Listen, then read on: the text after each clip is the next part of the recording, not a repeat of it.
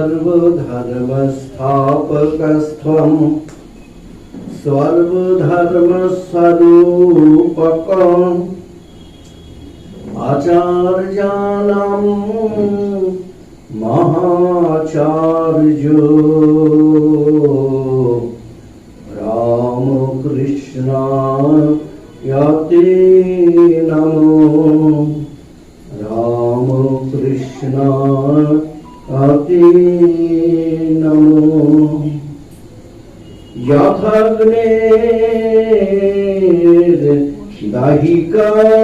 शक्ति रामकृष्णे स्थिता हिया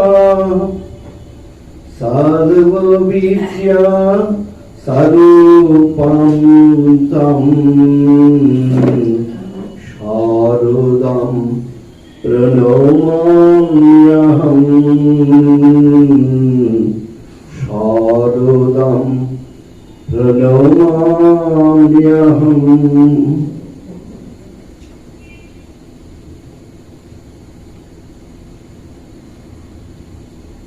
परम श्रद्धाभाजन ভক্তমণ্ডলী, প্রথমে আবারও আমি মঞ্চে উঠেই আপনাদের কাছে ক্ষমা প্রার্থী।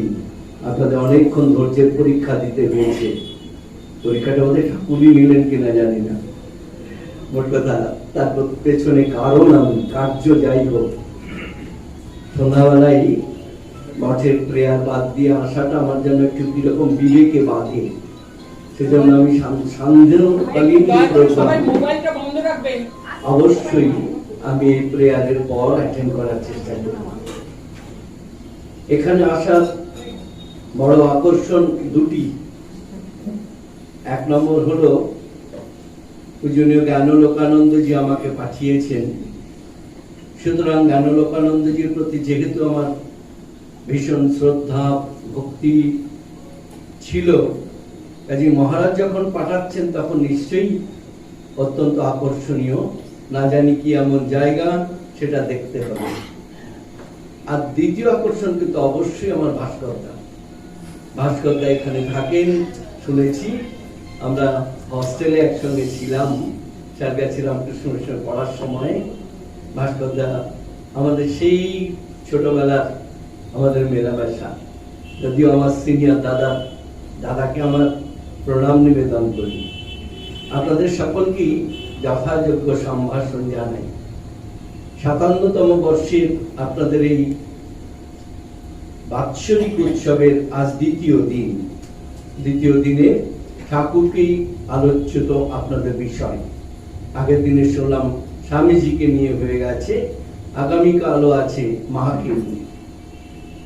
শ্রীরামকৃষ্ণ অবতার এই ধরাধামে অবতীর্ণ হয়েছিলেন এমন এক ক্রুশিয়াল টাইমে, এমন এক যুগ সন্ধিক্ষণে, যখন অবতার পুরুষের আসার কিন্তু প্রয়োজন হয়ে দাঁড়িয়েছিল।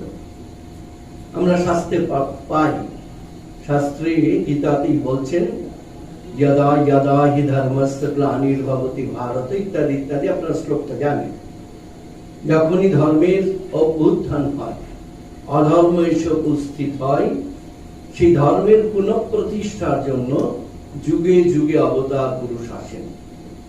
আমরা এটাই আমাদের প্রাচীন ইতিহাস থেকে সেগুলো পাই। যেমন রাম অবতারের কথা পাই, শ্রীকৃষ্ণ অবতারের কথা পাই। পরম্পরা করে ঠিক ঠাকুরের আসার আগে পর্যন্ত আমরা পেয়েছি গৌরাঙ্গ মহাপ্রভু অবতার, যিনি এই জগতে লীলা করে গেছেন। তিনিও এক অদ্ভুত সময়ে এসেছিলেন যখন ওই রকমই একটি অবতার চরিত্রের প্রয়োজন হয়ে পড়েছিল মানুষের কাছে। এই সনাতন শাশ্বত ধর্মের যে উদারতা, প্রেম, সেই প্রেম মানুষকে শেখানোর জন্য। আসল কথা, দীর্ঘদিন আমাদের এই ভারতবর্ষের সনাতন ধর্মের উপর বিভিন্ন রকম আঘাত এসেছে। অনেক দীর্ঘকাল মুসলমান অপসাম্রাজ্যের শাসন এবং ঠিক তার অব্যবহিত পরই খ্রিস্ট ধর্মাবলম্বী ব্রিটিশ সাম্রাজ্যের অপশাসন। এই দুটি অপশাসনের ফলে প্র্যাকটিক্যালি আমাদের সাধারণ মানুষ তো বটেই, দেশের যে মূল ভিত্তি যে ধর্ম, শাশ্বত সনাতন ধর্ম, সেটি একেবারে অধঃপতিত হয়েছিল।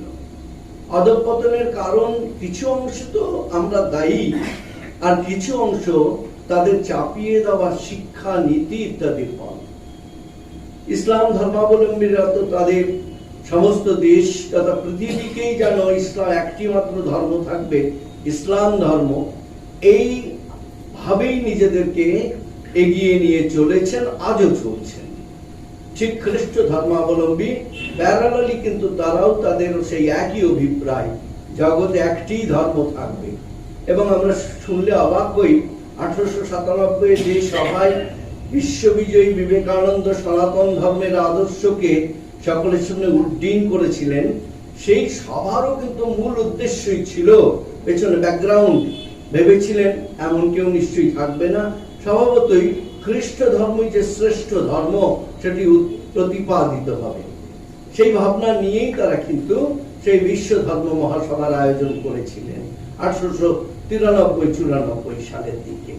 সেই সব এটাই দেখে বোঝা যাচ্ছে যে সেই সময় ভারতবর্ষের শাশ্বত সনাতন আদর্শকে, ভারতবর্ষ ধর্মের দেশ, এই ধর্মের পুনঃপ্রতিষ্ঠা করার জন্য বারবার স্বামীজি বলছেন, ঠাকুরও বলছেন, মাও বলছেন, তারা প্রত্যেকেই কিন্তু রিবিল্ডের কথা বলছেন, রিবিল্ড ইন্ডিয়া বারবার বলছেন, পুনঃপ্রতিষ্ঠা করতে হবে। তার মানে ঐতিহ্যশালী একটি প্রাচীন ইতিহাস কিন্তু ভারতবর্ষে ছিল, এখনো আছে, সেই প্রাচীন ঐতিহ্যকে ফিরিয়ে আনতে হবে।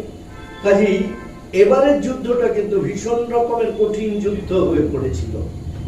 রাম অবতার তো রাক্ষস খক্ষস বধ করে ঋষিদের জায়গা করে দিলেন সাধন ভজনে। শ্রীকৃষ্ণ অবতার এসে কৌরব রূপী অধর্মকে নাশ করে পাণ্ডব রূপী ধর্মের পুনঃপ্রতিষ্ঠা করলেন, এবং সে একটি রক্তক্ষয়ী সংগ্রাম হয়ে গেছে। যুগ পাল্টেছে, সেই সঙ্গে সঙ্গে মানুষের মনের তথা অন্তর্জগতের সমস্ত রকম ব্যাপারটাই যেন কেমন অন্যরকম হয়ে গেছে। কিরকম হয়েছে? মানুষ যত দিন গেছে এইরকম অপশাসনী বলি বা দীর্ঘকাল সেই ইসলাম ধর্মাবলম্বী এবং খ্রিস্ট ধর্মাবলম্বীদের কাছে থেকে থেকে থেকে সকলের মনে একটা সন্দেহ দানা বাসা বেঁধেছে, সন্দিগ্ধপনা। সেই সন্দিগ্ধপনা থেকে কিন্তু এখনো আমরা কাটিয়ে উঠতে পারিনি। আমরা এখনো সন্দেহ করি, কেউ কাউকে বিশ্বাস করি না। মানুষ খুব কম জনাই, আমাদের যদি প্রত্যেকের ইন্ডিভিজুয়াল ফ্যামিলিতে দেখি, তাতে দেখতে পাই আজকের দিনেও এই ক্রাইসিসটা কিন্তু প্রচন্ড আছে। কেউ কাউকে বিশ্বাস করি না, বাবা মা ছেলে মেয়ে বউ, কারোর মধ্যে সেই পূর্ণ আস্থা, এই আস্থা খুব কম পরিবারের মধ্যেই আছে। সেটা চলে আসছে কিন্তু সেই পরম্পরা, খ্রিস্ট ধর্মাবলম্বী ইসলাম ধর্মাবলম্বীদের ধর্মের নামে অপপ্রচার, সেই সঙ্গে সঙ্গে আমাদের ধর্মের যে সম্পূর্ণ অবলুপ্তি বলা যায়, অধঃপতন বলা যায়, সেই ব্যাপারটা মাথা চাড়া দিয়েছিল। কাজেই এই যুগে এমন একজন অবতার পুরুষের দরকার ছিল, যিনি এই ধর্মের পুনঃপ্রতিষ্ঠা করবেন, শাশ্বত সনাতন ধর্মে। তাই এবারের এই আসরটি বড় জমকাল। সঙ্গে এনেছেন সাক্ষাৎ জগৎ জননী মাকে। ঠাকুর তো জানেনি, ঠাকুর সাক্ষাৎ ভগবান, সেই শিশু রূপে সপ্তর্ষি ঋষির এক ঋষির কাছে গিয়ে গলা জড়িয়ে বললেন যে তোমাকে যেতে হবে, আমি যাচ্ছি। স্বামীজি এলেন, অর্থাৎ তার বার্তা নিয়েই, তার বার্তা বাহক হিসেবে, শ্রীরামকৃষ্ণ অবতারের বার্তা বাহক হিসাবে স্বামীজি এলেন। লীলা পার্শ্বদের জীবন চরিত গুলো যদি আমরা পড়ি, প্রত্যেকেই এইরকম এক একজন তার লীলার সঙ্গী সঙ্গিনী হিসেবে আসার জন্যই এই দেহে অবতীর্ণ হয়েছেন।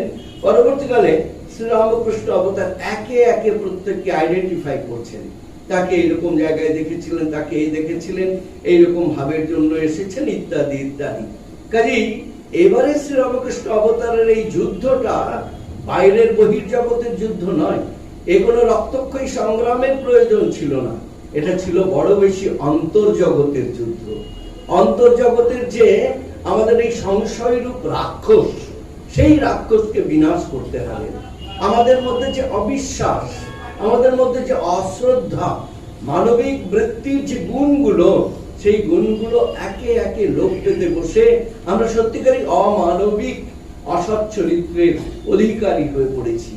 কাজেই এহেন অবস্থায় শ্রীরামকৃষ্ণ অবতারের লীলা বড় কঠিন হয়েছিল। তাই আগের অবতারের এইরকম কোন সঙ্গী সঙ্গিনী দেখিনি। এসেছেন সীতা দেবী, এসেছেন, বা পরবর্তীকালে শ্রীকৃষ্ণের জায়া, তারাও এক একটা ভূমিকা পালন করেছেন। কিন্তু শ্রী শারদা মার যে ভূমিকা, এই ভূমিকা অনন্য, অনবদ্য। আবার দেখুন, আমাদের সোসাইটিতে যেমন নারী পুরুষ দুটি ভাগ করা হয়, আর একটাকে কিন্তু খুব কমন জেন্ডার হিসেবে ব্যবহার করা হয়, সেটা হলো যুব সম্প্রদায়। সেখানে নারী পুরুষের চেয়েও যুবক যুবতী, এটা যেন কমন জেন্ডার, এবং এটা যেন আলাদা একটা সেক্ট, এটা যেন আলাদা সোসাইটির একটা আলাদা রকম তাদের বলা যায় অস্তিত্ব আছে, এক্সিস্টেন্স আছে।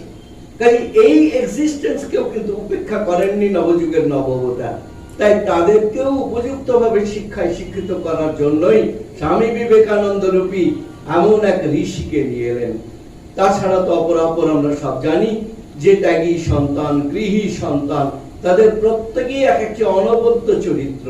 শ্রীরামকৃষ্ণ পরশমণির স্পর্শে এরা প্রত্যেকেই ব্রহ্মজ্ঞ হয়ে গেছেন। সেই ব্রহ্মজ্ঞ মানুষগুলোকে আনার কারণই হলো এই সন্দিগ্ধপনা মন একটি বিশেষ জিনিস নিয়ে থাকতে পারে না।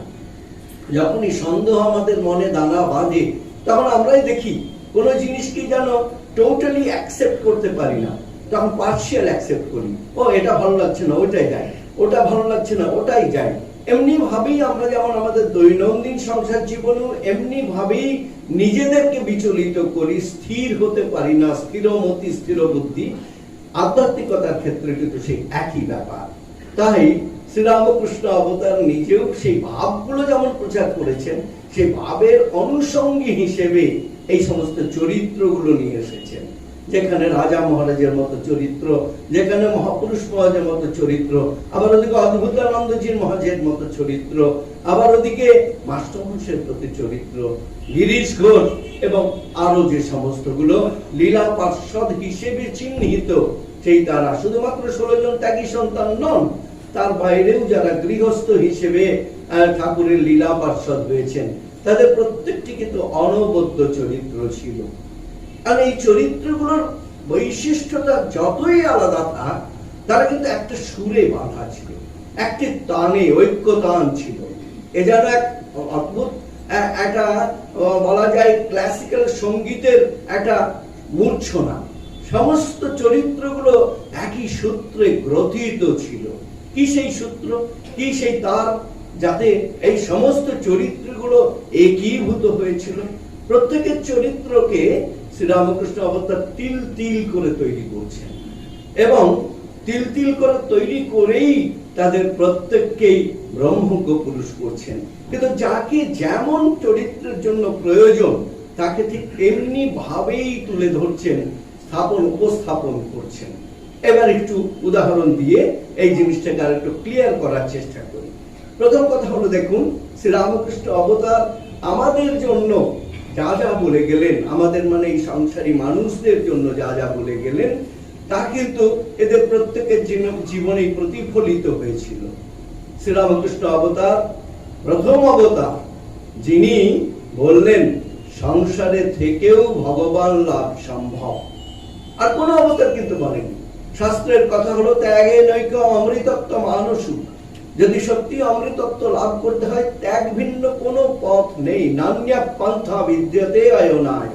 একমাত্র পথ ত্যাগ, ত্যাগ, ত্যাগ, বৈরাগ্য, ত্যাগ, এছাড়া নয়। শ্রী মহাপ্রভুজি স্বয়ং প্রেম বিতরণ করছেন, কিন্তু তার যে লীলা মানে মেনলি পার্শ্বদ যারা হয়েছিলেন, তাদের কিন্তু ওই সংসার থেকে টেনে বের করে নিয়ে এসেছিলেন। নিয়ে এসে এক আনন্দের হাট, চাঁদের হাট বসিয়েছিলেন। শ্রীরামকৃষ্ণ অবতার প্রথম অবতার, যিনি আমাদের মতো সংসারী মানুষদের অভয় দিলেন। সংসারে থেকেই ভগবান লাভ সম্ভব। বহু জায়গায় শ্রীরামকৃষ্ণ কথামৃতের বহু জায়গায় ছত্রে ছত্রে পাবেন, যখন ভক্তরা তাকে জিজ্ঞাসা করছেন, আমাদের কি কোনো উপায় নেই, সংসারে থেকে কি ভগবান নাম সম্ভব নয়? সব জায়গায় positive answer, non negative. Sri Ramakrishna অবতারের কোনো বাণী নেগেটিভ নেই। দেখবেন অল আর পজিটিভ, এবং শুধু পজিটিভ নয়, যেটি ব্যবহারিক পজিটিভ অথচ অলিক স্বপ্ন অলিক কল্পনা, ব্যাপারটা সেই রকম নয়, প্রত্যেকটা কিন্তু বাস্তবায়িত করা সম্ভব। তিনি পরিষ্কার ভাবে বললেন সংসারে থেকেও এই ভগবান লাভ করা সম্ভব। সেজন্যই শুধুমাত্র তার ত্যাগী সন্তান নয়, গৃহী সন্তানদেরও পাশাপাশি তিনি রেখেছেন, একটি আদর্শ চরিত্র করে তৈরি করেছেন। বললেন কি করে সম্ভব? 5টি স্টেপস বললেন, 5টি পদ্ধতি। সেই 5টি পদ্ধতিকে যদি অনুশীলন করে, তাহলে নরেন দত্ত যেমন স্বামী বিবেকানন্দ হয়েছেন, যদিও স্বামী বিবেকানন্দ সবাই হয় না, শ্রীরামকৃষ্ণের কৃপা কটাক্ষেই হতে পারে, কিন্তু এই যে তারা আধ্যাত্মিক যে উন্নততর সোপানে পৌঁছে গেছেন, আমরাও তার যে যে জায়গায় আছি সেখান থেকে অনেক বেশি উত্তরণ হওয়া সম্ভব আমাদের। সেটাই শ্রীরামকৃষ্ণ অবতার এই যুগের মানুষকে বার্তা দিলেন, এই যুগের মানুষকে দেখিয়ে দিলেন যে হ্যাঁ, এই সন্দিগ্ধপনা মন থেকে আগে মুছে ফেলো, তারপর তুমি একে একে এইগুলোর অনুশীলন করো। মাস্টারমশাই প্রথম যখন এলেন শ্রীম ঠাকুরের কাছে দক্ষিণেশ্বরে, প্রথম দিনের দর্শনের পর মাস্টারমশাই কিন্তু এমনি কারণে আসেননি, ধর্মের বাহক হিসেবে আসেননি। মাস্টারমশাইয়ের চরিত্র বড় অদ্ভুত অদ্ভুত। ইংরেজি মানুষ, পড়াশোনা করা মানুষ ইংরেজদের সঙ্গে কাজ করেন। সংসারে একদিন এমন এক ঝই জঙ্গল লেগেছে, ঝামেলা লেগেছে, রাতের বেলায় বাড়ি থেকে বেরিয়ে চলে এসেছেন এক কাপড়ে। এসে প্রথম তার এক বন্ধুর বাড়িতে শ্যামবাজারে এসে দরজা ঠকঠক করছেন, দরজা ঠকঠক, তখন রাত 12টা পার হয়ে গেছে, একটা না কত। সে তো চোখ খুলে অবাক, ঘুম থেকে উঠে চোখ খুলে অবাক। যখন মাস্টারমশাই তাকে বললো যে আমি বাড়ি থেকে বেরিয়ে এসেছি, একটু সমস্যা হয়েছে, আমাকে একটু রাত্রে জায়গা দেবে। বলছে আমার ঘরই নেই আলাদা, আমি তোমাকে কি জায়গা দেব, অসম্ভব বলে মুখের উপর দরজাটা লাগিয়ে দিলেন। কি আর করবেন, কোনো উপায়ন্তর না পেয়ে বরানগরে বোনের বাড়ি, সেখানে চললেন। আমরা শাস্ত্রে মনমোহন মিত্রের বাড়ি, সেখানে রাত্রিবেলায় গিয়ে বোন তো আর ফেলতে পারে না, তাই তাকে আশ্রয় দিলেন। বুঝলেন যে দাদার মনে এখন প্রচন্ড একটা যন্ত্রণা, ঝড় চলছে। যাই হোক, পরের দিন তিনি মনে মনে স্থির করে ফেলেছেন, দৃঢ় নিশ্চিত, আর নয়, এই জীবন রেখে আর লাভ নেই। তার মানে আত্মহত্যা বই আর কোনো পথ নেই, একদম ফার্ম কনভিকশন। কোথায় কিভাবে আত্মহত্যা করবেন তার অমুকতম।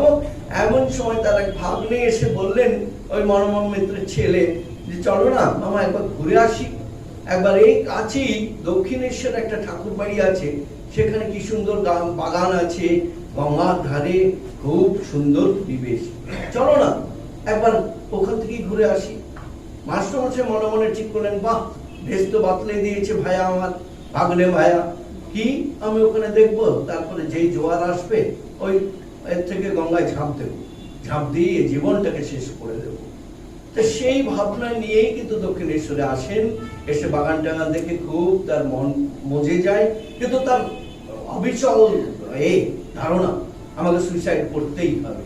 এই করতে করতেই সে ঠাকুর ঘরের কাছে এলেন, উকি ঝুঁকি মারছেন, দেখছেন যে বৃন্দে ঝি বেরিয়ে এলো ধুলো দিয়ে, তাকে জিজ্ঞাসা করছেন এই ঘরে কি ব্যাপার। সে তার এমনি বই অনেক পড়া আছে, তাই দিয়ে সে নিজেকে বোঝার চেষ্টা করলেন যে এখানে সুখদেবের মতো একজন যেন পাঠ করছে, অন্যান্যরা তার পাঠ শুনছেন। তার ইচ্ছা গেল সেখানে ঢুকতে, সেখানে তিনি ঢুকলেন। তার কিন্তু মাথায় খেয়াল আছে সুইসাইড করতে হবে আমাকে। সেখানে ঢোকার পর তিনি কিন্তু কিভাবে মোহিত হয়ে গেলেন, ঠাকুরের সমস্ত প্রবচন শুনছেন, শুনতে শুনতে মোহিত হয়ে গিয়ে ঠাকুর তাকে জিজ্ঞাসা করলেন কোথা থেকে এসেছো, কি এসেছো, সব সব ভুলে গেলেন। ভাগ্নের সঙ্গে আবার বাড়ি ফিরে গেলেন এবং এটাও জানলেন, পরের দিন আসার আহ্বান শুনলেন, বললেন আবার এসো, তুমি মাঝে মাঝে এসো। ঠাকুর সেদিনই চিনেছিলেন সেই চিহ্নিত পুরুষকে। সে বিস্তারিত ঘটনা, সেটা বলতে গেলে এতেই সময় পার হয়ে যাবে, তাই আমি ওখান থেকে একটু সরে আসি অন্য প্রসঙ্গে। ঠিক মাস্টারমশাইকে যেমন ভাবে তিনি তার কাছে টেনে নিয়েছিলেন, অপরাপর সন্ন্যাসীদের মধ্যে তো একটাকে দেখি, রাজা মহারাজ তো সংসারী লোক ছিলেন, তিনি তো বিয়ে করেছিলেন, একটি সন্তানও হয়েছিল। তারপরে ঠাকুরের সংস্পর্শে যখন এলেন, তারপরে তার জীবনের এমন মোড়, সে আর সংসার থেকে যাবে না, কিছুতেই সংসারে যাবে না। বাবা এসে যতই বলে বিয়ে করেছে অমুক করেছে, কিছুতেই রাজি নয়। শেষে ঠাকুরের পায়ে পড়ে গেলেন রাজা মহারাজ, অর্থাৎ তখনকার রাজা রাখাল। রাখাল পায়ে পড়ে কাকুতি মিনতি করলো। কারণ এদিকে রাখালের বাবা তো বারবার ঠাকুরকে এসে বলছে, বুঝেছে এই লোকটাই ওর মাথা খেয়েছে, কারণ একে যদি আমি বলতে পারি, পাকড়াও করতে পারি, তাহলে আমার ছেলে ফিরে যাবে। তাই তাকে ধরলেন, আপনি বলুন, তাহলে ও বাড়ি ফিরে যাবে। একদিন যখন ঠাকুর বললেন, যান আপনি বাড়িতে যান, রাজা কিছুতেই রাখাল যাবে না, পায়ে পড়ে বলছে, আপনি আমাকে এই আদেশ করবেন না। কি বললেন ঠাকুর? বললেন, যা না, তোর কোনো ভয় নেই, আমি আছি, আমি তো সব কাম বাসনা সব খেয়ে নেব, তোর কোনো চিন্তা নেই, যা। রাজা মাছ গেলেন, ঠিক কথা, সংসারে তার আর মতি নেই। খুব অল্প দিনের মধ্যেই তার ভেতরটা যেন কেমন আনচান করছে বলে ছুটে এসে ঠাকুরের পায়ে পড়লেন, আমাকে আর বলবেন না যেতে, আমি আর বাড়ি যাব। এই ছিল রাখাল। রাখালের তাকে ব্রহ্মজ্ঞ ব্রহ্মানন্দ করলেন। তারক মহারাজ তিনিও তো সংসারী লোক ছিলেন, বিয়ে করেছিলেন, কিন্তু কখনো স্ত্রী সঙ্গ করেননি। সেটি পরবর্তীকালে আবিষ্কৃত হলো, যখন সবাই, তখন ঠাকুর আর এ দেহে নেই। স্বামীজি একদিন কথা প্রসঙ্গে বলছেন যে ঠাকুরের মাহাত্ম্য লীলা বলতে বলতেই তখন তারক মহারাজ বলছেন, এই ঠাকুরের কৃপায় আমি স্ত্রী সঙ্গ কোনোদিন করিনি, একদম আকুমা ব্রহ্মচর্য পালন করেছি। স্বামীজি চিৎকার করে উঠলেন, তারকদা তুমি তো তাহলে মহাপুরুষ, তুমি ঠাকুরের কৃপাতেই তোমার এটি সম্ভব হয়েছে। এমনি করে তারক মহারাজকে টেনে আনলেন। যোগীন মহারাজ জমিদার বাড়ির ছেলে, দক্ষিণেশ্বরের সাবর্ণ চৌধুরী জমিদার বাড়ির ছেলে। সেখান থেকে এসেছিলেন কিন্তু ঠাকুরকে কটাক্ষ করার জন্য। ভেবেছিলেন মনে মনে, কি সব বুজুর্গি করে, ও যদি দেখি বুজুর্গি করছে দৌড়ে কানটা মুড়ে দেবো, একদম এই ভাবনা নিয়ে এসেছিলেন। কিন্তু কি জানি নিজেই কানমলা খেয়ে গেলেন, এরকমই ব্যাপার। কি যে প্রেমে পড়ে গেলেন, আর সে বাড়ি যায় না। এদিকে তো বাড়িতে ত্রাহি ত্রাহি ন, এক ছেলে যদি এরকম ভাবে সন্ন্যাস বা এরকম ওই এর পাগলের পাল্লায় পড়ে পাগল হয়ে যায়, তাহলে সে জমি জায়গায় কে দেখবে? শেষে বাবা মা এসে ঠাকুরের কাছে সরল ধন্না দিল, আপনি বলুন তাহলে ও সংসার করবে। যোগেন মহারাজ কি আর করেন, ঠাকুর কি আর বলেন, যোগেন যোগেন যা যা, মা বলছে যা, সংসার কর। যোগেন মহারাজ পা ধরে আকুতি মিনতি করছেন যে আমাকে বলবেন না, যা না তুই, যা যা, আমি আছি, যা। সেই ভরসা পেয়ে যোগেন মহারাজ গেলেন। যোগেন মহারাজের খুব হঠাৎ করে বিয়ে দেওয়া হলো, সবকিছুই, কিন্তু সংসারে মন নাই তো, সে আবার পালিয়ে আসে দক্ষিণেশ্বরে। দক্ষিণেশ্বরে এরকম করার পর যখন বারবার করছেন, একদিন মা এসে ঠাকুরের সামনে তাকে খুব তিরস্কার করলেন, বললেন, বিয়ে করেছিস, এখন আবার সংসারের এই ঝামেলা পোয়ানোর কথা ভেবেই তুই এখানে পালিয়ে আসছিস? হ্যাঁ, তুই বিয়ে করতে গেলি কেন? যোগীন মহারাজ অবাক, কি বলে, আমি তো তোমার জন্যই করলাম, তুমি তো বারবার বললে, তাই তো আমি করলাম, কাজী আমার বিয়ে করার দোষ? যে কথা শুনেছে মা সঙ্গে সঙ্গে গড়ছে উঠে বলে, হ্যাঁ, তোমার মত না থাকলে, মন না থাকলে তুমি বিয়ে করতে না, আমার কথা বিয়ে করছো, হ্যাঁ, ভারী সন্ন্যাসী দেখাচ্ছ। এই শুনে যোগেন মহারাজ একবারে কেঁদে পেলে ঠাকুরকে পায়ে ধরে বললো, আর তুমি আমাকে বলো না, আমি আর বাড়ি ফিরে যাবো না, আর কোনদিন বাড়ি ফিরে।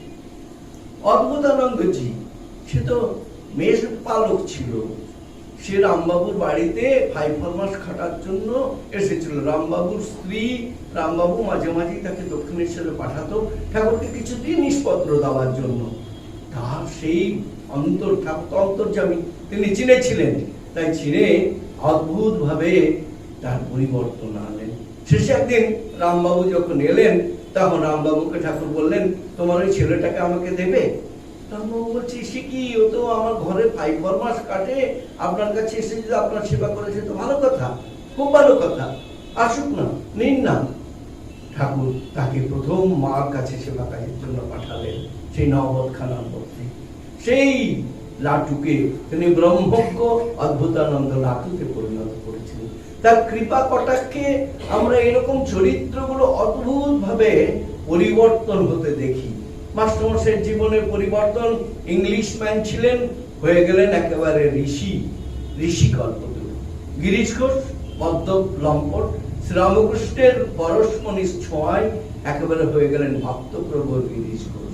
কাজেই শ্রীরামকৃষ্ণ অবতার এমন এই যুগের অবতার এসেছিলেন যার কৃপা কটাক্ষে এরকম সব অনন্য সাধারণ চরিত্র আমাদের আগামী ১৫০০ বছরের যুগের মানুষকে খোরাক দেওয়ার জন্য দিয়ে গেলেন।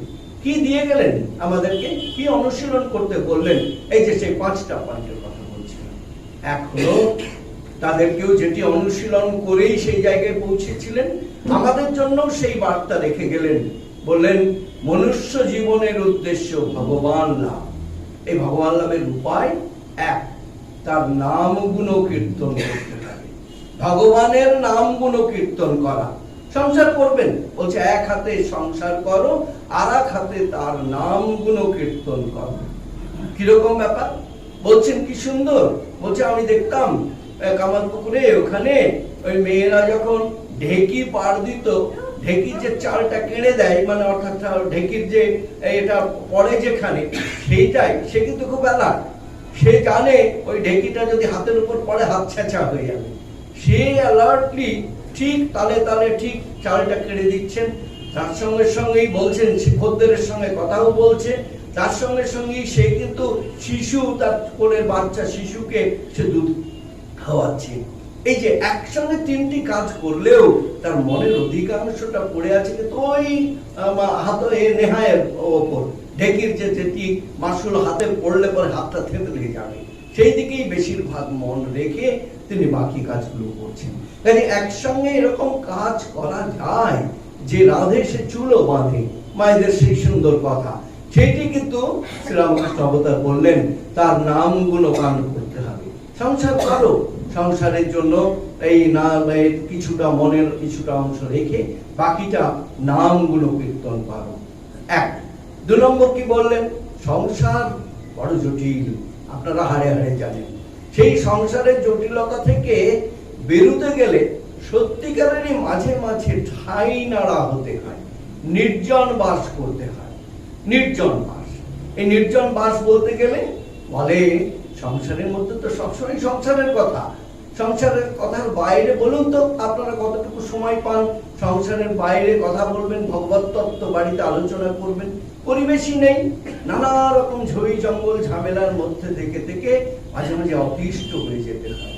কাজেই মাঝে মাঝে এরকম ঠাই নাড়া হতে হয়। এই যে আপনারা ঠাই নাড়া হয়ে এসেছেন, কিন্তু মুশকিলটা হয় কি, এই ঠাই নাড়াটা পুরোপুরি ঠাই নাড়া হতে পারি না আমরা, কিন্তু সংসারটাকেও এখান পর্যন্ত টেনে নিয়ে এসেছি।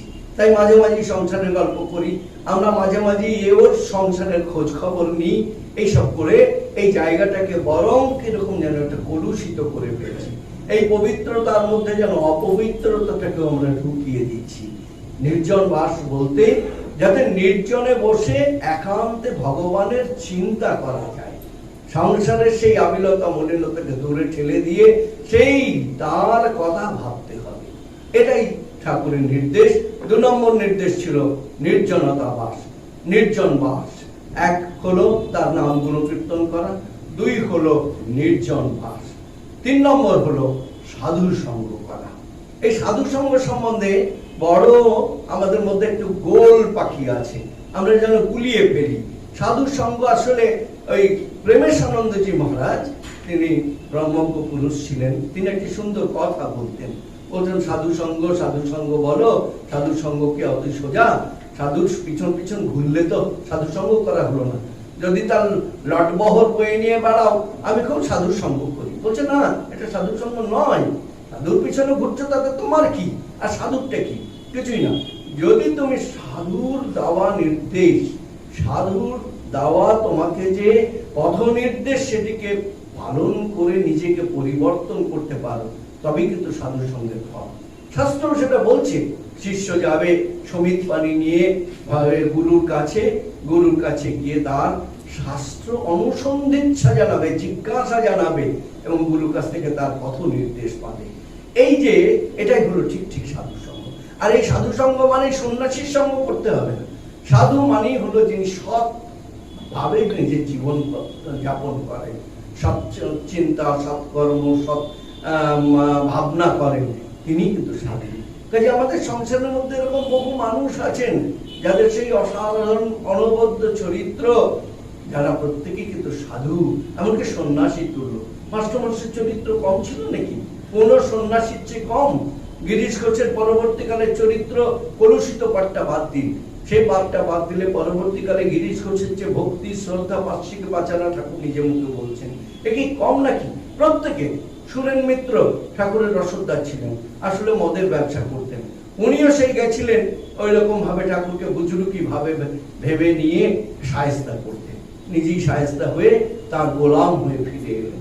এমনি ভাবে প্রত্যেকের ক্ষেত্রেই তিনি পথ নির্দেশ হিসাবে বলেছিলেন নাম গুণ কীর্তন করতে হবে, তারপরে নির্জন বাস করতে হবে, সাধু সঙ্গ করতে হবে। এই তিনটি কিন্তু মেইন প্রধানতম অঙ্গ হিসেবে বলা হয়। তারপর মনের মধ্যে যা কিছু সংশয় আছে সেই সংশয়কে পূর্ণ মাত্রায় একদম বিসর্জন দিতে হবে। উদাহরণ দিই, মাস্টারমশাই ঠাকুরের কাছে আসেন, ইংরেজি পড়ার লোক, খুব এসে তর্ক বিতর্ক করেন, এও করে নানা রকম ভাবে যুক্তি তর্কের জাল বোনেন। ঠাকুর রোজ সবগুলোকে তো কচকচ করে কেটে তাকে হারিয়ে দেয়, পরাজিত হন, পরদিন আবার এসে তর্ক। দেখলেন ঠাকুর দেখলেন এ তো অভ্যাস, বদ অভ্যাস। ঠাকুর একদিন এরকম বেশ কিছুদিন হয়ে গেছে, একদিন ঠাকুর থেকে বললেন, দেখো আর তর্ক করবে না বলো। সেদিন হারিয়ে দিয়েছে আবার, দিয়ে বলছে, বলো আর কোনোদিন তুমি তর্ক করবে না, কথা দাও তুমি আমাকে। এই তর্ক আসল কথা ওই অনেক সময় বৃথা তর্ক। প্রশ্ন আলাদা জিনিস, প্রশ্ন করা অনুসন্ধান আলাদা জিনিস, আর তর্কের জন্য তর্ক করা এটা কিন্তু বড্ড বদ অভ্যাস। আমাদের মনে নানা সন্দেহ সন্দিগ্ধপনা মন আমাদের এই তর্কের জাল শুধু বুনে যায়, যাতে লাভের কাজের কাজ কিন্তু কিচ্ছু হয় না। পরিণামে বরং আমার সন্দিগ্ধপনা মন আরো অবিশ্বাসের পুটলি হয়ে দাঁড়ায়। কাজেই এটা ভীষণ দরকার। তর্ক থেকে মুক্ত হয়ে ভক্তি বিশ্বাস শ্রদ্ধাবান হতে হবে। শাস্ত্রী বলছে না, শ্রদ্ধাবান লভতে জ্ঞানম তৎপরা সংযতেন্দ্রিয়। সমস্ত ইন্দ্রিয়গুলোকে সংযত করতে হবে, কিন্তু সংযত করলেই শুধু হবে না, মাস্ট বি অ্যালার্ট, তাদেরকে তৎপর হতে হবে। এহেন ব্যক্তি, শ্রদ্ধাবান ব্যক্তি ভগবানকে লাভ করতে পারে, জ্ঞানকে লাভ করতে হবে। সেটাই বলছেন, শ্রদ্ধাবান লভতে জ্ঞানম সংযত তৎপরেন্দ্রিয়। পরিষ্কার কথা। সেই জন্যই আমাদেরকে অসম্ভব তর্ক না করে বিশ্বাসের উপর ভর করতে হবে। ওই যে বললাম, দীর্ঘকাল অপশাসনের ফলে আমাদের কিন্তু অবিশ্বাসটা এত দাঁড়িয়ে গেছে যে আমাদের তলানিতে ঠেকে গেছে। আমাদের মরালিটি বলে কিছু নেই, মানবিক মূল্যবোধ বলে কিছু নেই। স্বামীজি গোটা বিশ্বময় সেই কথাটাই বারবার ছড়াচ্ছেন, বিশ্বাসী হয়ে ওঠো, আত্মবিশ্বাসী আত্মশ্রদ্ধাবান হওয়ার কথা বারবার বলছেন। faith faith faith faith upon yourself, you can do anything and everything। এই যে ভাবটা, এই আত্মবিশ্বাসে বলিয়ান হতে হবে। yes I can do it, আমি এটা পারি, আমি পারবো। রাম পারে, শ্যাম পারে, যদু পারে, মধু পারে, আমি কেন পারবো না? সুতরাং আমার মধ্যে সেই আত্মবিশ্বাসটাকে জাগিয়ে তুলতে হবে। এই আত্মশ্রদ্ধাবান মানুষই হলো ইতিহাস সৃষ্টি করে। ভারতবর্ষ তথা পৃথিবীর যত ইতিহাস সৃষ্টি হয়েছে, ইতিহাস স্রষ্টারা কিন্তু সবাই আত্মবিশ্বাসী, তাদের ভাবে আত্মবিশ্বাসী হয়েছে। এই ভাবগুলোকে আমাদের ভীষণ ভাবে গ্রহণ করতে হবে। সেই ভাবগুলোকে যদি গ্রহণ করতে পারি, আমরাও ওই মাস্টারমশাই গিরিশ ঘোষ বা অপরাপর যা কিছু আছে, এদিকে যোগেন মা থেকে আরম্ভ করে গোপালের মা, গোলাপ মা, এইরকম একটা অনন্য অসাধারণ চরিত্র হতে পারে। গোলাপ মার কি অবস্থা দেখছেন, গোপালকে নিয়ে যেমন মত্ত তিনি, এদিকে গোলাপ মায়ের কথাও জানি, ঠাকুরকে সে সন্তান বৎস, একটা স্নেহ বলি, ভক্তি বলি, সবকিছু করে। কি সুন্দর তাকে গোলাপ মার চরিত্র যদি পড়েন, গোপালের মা যদি চরিত্র পড়েন, অবাক হয়ে যাবেন। সেই স্বামীজি নিবেদিতাকে পাঠাচ্ছেন ওই গোপালের মার কাছে, গোলাপ মার কাছে, ভারতীয় আদর্শ নারী জাতির চরিত্র কেমন সেটি দেখানোর জন্য। আপনাদের মানে আমাদের বিভিন্ন রকম বই পড়তেই হয় স্বভাবত এরকম মানুষের কাছে সেই বার্তা পৌঁছানোর জন্য। 2006 সালে পৃথিবীর ইতিহাসে একটা বই সবচেয়ে বেশি বিক্রি হয়েছে, খুব পপুলার হয়েছে। এটা USA জুডিথ ওয়ালেস বলে একজন সাহেব, তিনি একটা অদ্ভুত রকমের চর্চা করছিলেন। সেই চর্চার মধ্যে ছিল তার সোশ্যাল সায়েন্স নিয়ে কাজ করছেন, তাতে ছিল how to be a woman, be an Indian woman, একজন নারী কিভাবে ভারতীয় নারীত্বে পরিণত হতে পারে। অসম্ভব সুন্দর এক্সপ্লেনেশন দিয়েছেন, কিন্তু সেখানে কিন্তু ঘাটতি ছিল, যথেষ্ট রকম ঘাটতি ছিল।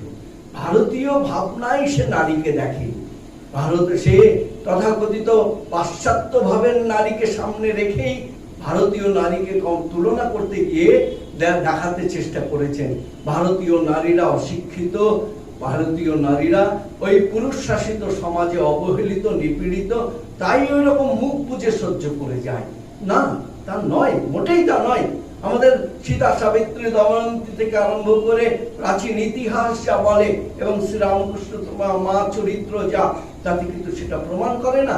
শ্রীরামকৃষ্ণ মায়ের চরিত্র দেখুন না, ঠাকুর ছেলেদেরকে মানুষ করবেন বলে বলছেন, মানে অর্থাৎ সাধন সিদ্ধ করবেন বলে দক্ষিণেশ্বরে বলে দিয়েছেন, একে তুমি একটা রুটি দেবে, ওকে 5টা রুটি দেবে, ওকে এইটা খাবে।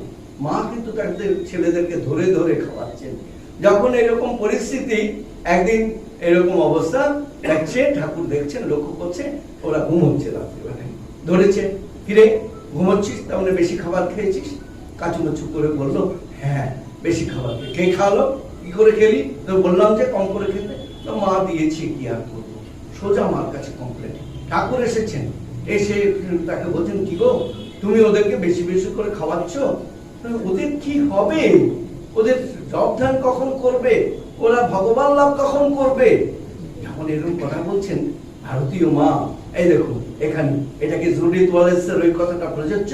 মা কি বললেন? সঙ্গে সঙ্গে উত্তর দিলেন, কি বললেন? দেখো, ছেলেদের খাওয়ার ব্যাপারে তুমি খোঁটা দিও না, খোঁটা দেবো না, তুমি ওদের আধ্যাত্মিকতার কি করে উন্নতি হবে সেটা আমি দেখবো। সেদিন মা কিন্তু আশ্বস্ত করে বললেন, আমি দেখবো। এই অসাধারণ মাতৃত্ব, এই তো সেই সর্বজনীন সর্বগ্রাসী মাতৃত্বের চরিত্র। ভারতবর্ষের নারীরা তো সেরকমই নারী, এ তো বিদেশি নারীর মতো নয়। মার কাছে এসেছেন একজন একটু অসৎ চরিত্রের নারী। ঠাকুর ওইসব অসৎ চরিত্রের কারোর হাতে স্পর্শ সহ্য করতে পারতেন না। মার কাছে এসে বলছেন, মা আমি একটু আজকে থালাটা নিয়ে যাই, ঠাকুরের খাবার। ঠাকুরের কাছে নিয়ে গেছেন, ঠাকুর সেখানে খেতে পারছেন না। মা জানে কিন্তু যে ঠাকুর খেতে পারেন না। এই অবস্থায়, সেই অবস্থাতে ঠাকুর চুপচাপ বসে আছেন। মা এসে বলছেন, নাও আজকের মতো খেয়ে নাও। ঠাকুর কিছুতেই খেতে পারছেন না। শেষে অভিযোগ সুরে বললেন, তুমি জানো না ওই লোকটি, ওই মেয়েটি অসৎ চরিত্র, আর আমি তাদের হাতে খেতে পারি না, তাহলে তুমি কেন ওর হাতে খাবারটা দিলে? মা কি উত্তর দিলেন জানেন? অকপট নির্ভীক ভাবে স্বামীর বিরুদ্ধে কথা বলে বললেন, কেউ এসে আমাকে মা বলে দাঁড়ালে আমি ফেরাতে পারি না, আমি তাই ফেরাতে পারিনি। তারপর কি করলেন? তার পবিত্র হস্তের ছোঁয়ায় সেই খাবারটি শুদ্ধ করে থালাটি একটু এগিয়ে দিতেই মায়ের স্পর্শেতে শুদ্ধ হলো, তবে ঠাকুর খেতে পারবেন।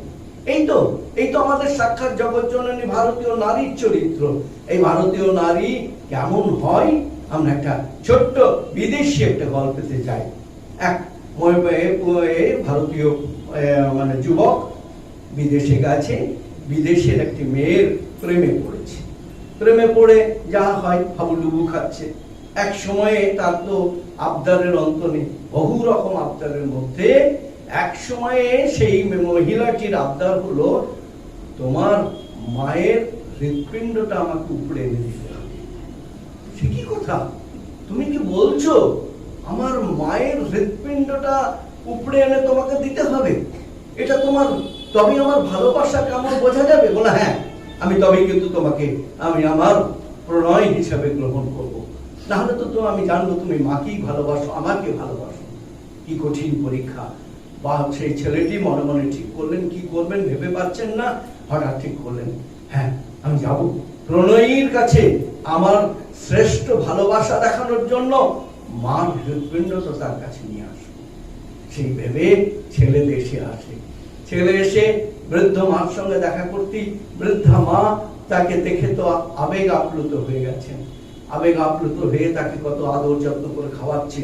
দ্বন্দ্ব চলছে ছেলের মনে, কিন্তু দ্বন্দ্বকে সে মনে মনে নিজেরই বলা যায় স্থিরমতির নামে অস্থির মতি চিত্ত দিয়ে কিছুটা শান্ত করে একটু পরে বললেন, মা তুমি খেয়ে নাও।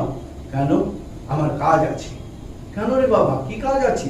তুমি আগে খেয়ে নাও। খাওয়া টাওয়া শেষ করার পরে বলছে, মা আমি তোমাকে এখন হত্যা করব, তোমার ওই হৃৎপিণ্ডটি আমি নিয়ে যাব, আমার প্রেমিকাকে উপহার দেব। মা বলে, না কি বলছিস কি তুই? তুই আমাকে হত্যা করবি? আমার হৃৎপিণ্ড তো নিয়ে যাবি? মা কি করবেন, যাতে ছেলের কল্যাণ হয় সেই ভেবে মা নীরবে সেটি সহ্য করলেন। তারপরে ঘটনা অত্যন্ত মর্মান্তিক। ছেলেটি কাঁপতে কাঁপতে সেই হৃৎপিণ্ডটি হাতে করে নিয়ে সামনে গিয়ে যাচ্ছে। ভারতীয় ভাবনায় বড় হয়েছিল তো ছেলেটা, তাই মাকে এরকম ভাবে হত্যা করে হৃৎপিণ্ড যখন নিয়ে যাচ্ছে তখন কিন্তু তার হাত পা কাঁপছে। যেতে যেতে একটা জায়গায় সে হঠাৎ হোঁচট খেয়ে পড়লো। পড়তেই সে শুনতে পেল অসুরেরই মা বলছে, আহ খোকা লাগেনি তো? এই হলো ভারতীয় প্রাণ, ভারতীয় মায়ের প্রাণ। এই মাতৃত্বই ভারতীয়। জুডিথ ওয়ালেস সেটা বোঝেনি, সেটা জানেনি ভারতীয় মাতৃত্ব কাকে বলে। শ্রীরামকৃষ্ণ অবতার এসে ভারতীয় মাতৃত্বের আবার পুনঃভ্যুত্থান ঘটালেন। সত্যিকারের নিবেদিতাকে স্বামীজি নিয়ে এসে সেই অভ্যুত্থানে সামিল করলেন ভারতীয় নারী শিক্ষার প্রগতির মধ্যে দিয়ে, ভারতীয় ভাবনায় তাদেরকে গড়ে তোলা অঙ্গীকার করে। আমার সময় কিন্তু শেষ হয়ে গেছে, আমি আর সেই জন্য দীর্ঘায়িত করবো না। আপনাদের শুধুমাত্র এটুকুই বলি, আমাদের এই ত্রয়ীর জীবন এই যুগের আগামী প্রজন্মের মানুষকে শিক্ষা দেওয়ার জন্য স্বামীজি সেই একই শিক্ষায় পৃথিবীময় ছড়ালেন সেই শিবজ্ঞানে জীব সেবার শিক্ষা। যে কথাটা আমার না বললে বোধহয় আমার বক্তব্যের কিছুটা অংশ ফাঁক থেকে যেত। সেই শিবজ্ঞানে জীব সেবার যে বাণী তিনি পেয়েছিলেন ঠাকুরের কাছ থেকেই। বৈষ্ণব ধর্ম নিয়ে কথা হতে হতেই বৈষ্ণব পূজন, বৈষ্ণব সেবন, নাম গুণ কীর্তন, বৈষ্ণব সেবন এবং তারপরে জীবে দয়ার কথা উঠতেই ঠাকুর যেন কেমন ভাববিহ্বল হয়ে পড়লেন। তারপরে ঠাকুর বললেন, জীবে দয়া নয়, শিবজ্ঞানে জীব সেবা।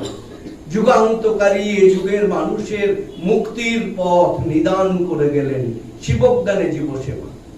স্বামীজি পৃথিবীময় সেই ভাবটি ছড়ালেন, আর সেই ভাবটিকেই পুরো প্রতিষ্ঠা করে মানুষকে এই সমস্ত মলিনতা আবিলতা ছেড়ে সেই চরম উৎকর্ষতা বিধান করার জন্য রামকৃষ্ণ মিশনের প্রতিষ্ঠা করলেন। তার কি দিলেন? বললেন এই এর লক্ষ্য কি? আত্মনমক্ষার্থম জগৎ হিতায় চ। আত্মমুক্তি জীবনের লক্ষ্য, কিন্তু ওই জগতের হিতের মধ্যে দিয়ে। কারণ শাস্ত্রই তো বলছেন সর্বম খলিদম ব্রহ্ম। শাস্ত্রই তো বলছেন যে জ্ঞান মার্গের যারা চর্চা করেন তারা বলেন জীব একমাত্র ব্রহ্ম সত্য, জগৎ মিথ্যা, এইটুকু পর্যন্ত বলেন। কিন্তু তারপরে যখন তিনি সেই চরম অবস্থায় পৌঁছন তখন দেখেন ব্রহ্ম সত্য, জগৎ সত্য, জীব ব্রহ্মই না করো।